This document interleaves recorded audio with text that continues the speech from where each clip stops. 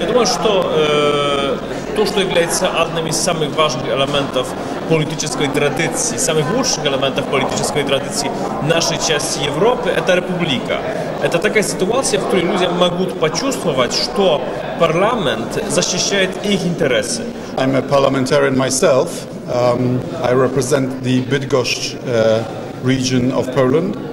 And for us, the beginning of democracy was on the 4th of June, 1989, when we had the first partially free elections in Poland since the Second World War. So parliament, the free election of a parliament, is the essence of democracy. Easy. There are a few basic principles Verkhovna Rada should be sticking to. That's cross-party agreement and support for European agenda. That's inclusivity. That's offering really the platform for public debate, exchange of views of every important stakeholder, every important opinion, because this is about the country, and based on the representative democracy, the parliament is the best podium, the best platform to exchange views. And the other important principles are transparency and predictability. Parliaments are never alike. I know many parliaments who have the technical tools, the facilities to become a very good parliament, and yet they are not. And what is missing is the political will, the political culture, the political mentality perhaps, to turn a parliament, which is by essence the most democratic institution of the state, into something worthwhile.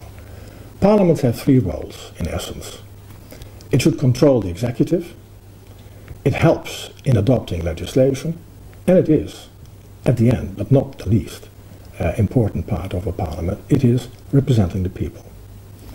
If you want to do that properly, you have to have a form of independency. You have to be independent from the government. If you're not independent from the government, you can't properly control the tasks which have been attributed to that government, or the policies that government is promising, implementing, or not. There is a clear role for Verkhovna Rada in adopting the laws and also controlling and monitoring how the laws are implemented and, if necessary, changing the laws. The second important role of the Verkhovna Rada is the cross-party agreement, cross-party efforts and cross-party support for the European agenda. That means that the Parliament is working based on the premises or principle of representative democracy. That means not casting the votes of people who are not present in the forum on one hand, and on the other hand, it is very important that Verkhovna Rada is not blocked, that it can work when it comes to the European agenda, that it works in a predictable and transparent way, respecting its own rules. This is very important. And another important aspect is that basically the road of Ukraine closer to the EU goes primarily through alignment of the legislation. The Parliament is responsible for the legislation, and the Parliament is responsible to vote on the laws which are not European only in the name but also in the content. So it's not enough to put a European name on the law, you need to put also the requirements or the European criteria in that law and European values. And the Parliament represents people whom I talk to. They should not look for what is different, but they should work together what is common in this respect.